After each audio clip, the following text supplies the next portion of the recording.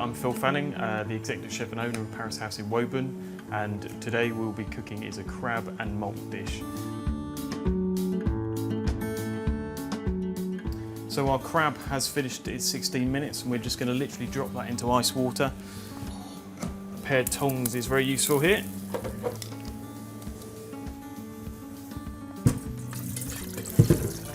Going to give that sort of 10 minutes or so just to chill out, and then we'll strip it down and pick it all out. So, the trick is to break it down into its component parts first. You want to try and get these leg joints out with their knuckle attached. So if you twist the knuckle back and then push it towards the rear of the crab, it should come out with the knuckle attached. And it's the same idea with the arm. You find the point of resistance and then you use it as a lever to take that knuckle out in one go. So the claws, there's a huge amount of meat in here. It's probably the biggest proportion of meat to the crab.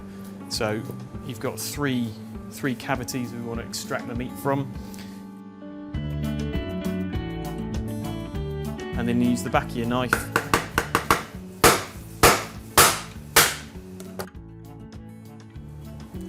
So last but not least is the head.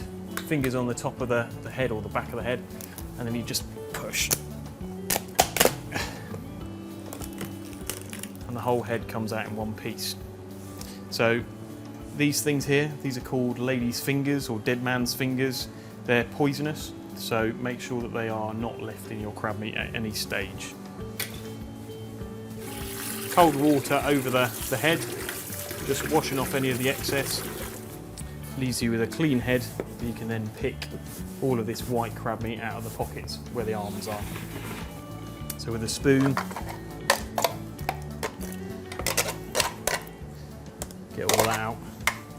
So we're going to use that as a flavouring for a tapioca crisp. So we're going to dehydrate that, lay that out onto a tray, and then just dry it out in a slow oven, a very slow oven, until it's dry and powdery basically.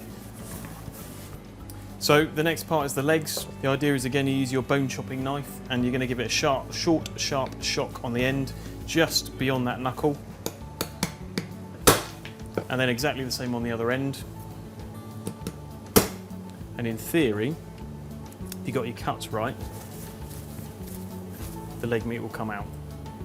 And then we'll reserve these in a separate space because they are stunning, and we'll serve them on the dish as a complete nugget. We'll use that and the rest of the picked crab from the head and the claws as a dressed salad almost, and we'll serve these as an individual separate nugget.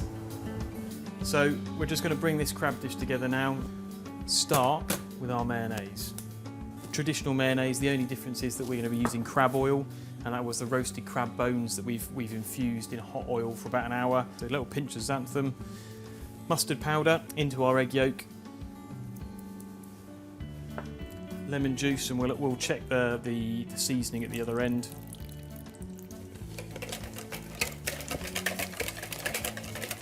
And then it's just a matter of slowly emulsifying your oil and your egg yolks. So good mayonnaise consistency there. My favourite ingredient, fennel pollen. Again, that just enhances that crab flavour as an overall thing with the aniseed. Bit of salt. This is our malt.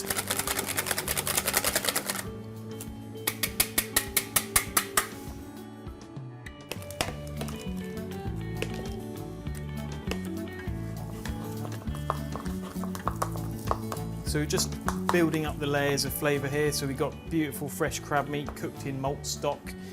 We pick that down, and then we're using the crab bones and the oils and all that kind of rich caramelised nutty bone flavour, and we're kind of building up this what is a fairly simple salad of cucumber and crab, just with lots of crab layers.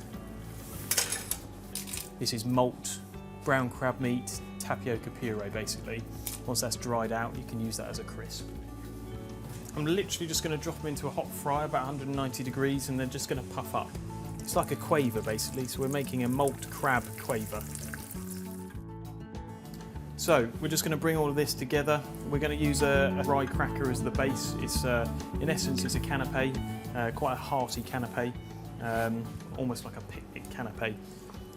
The Crispbread acts as just a really good vehicle. That malty element kind of enhances that brown bread feel that we're trying to get.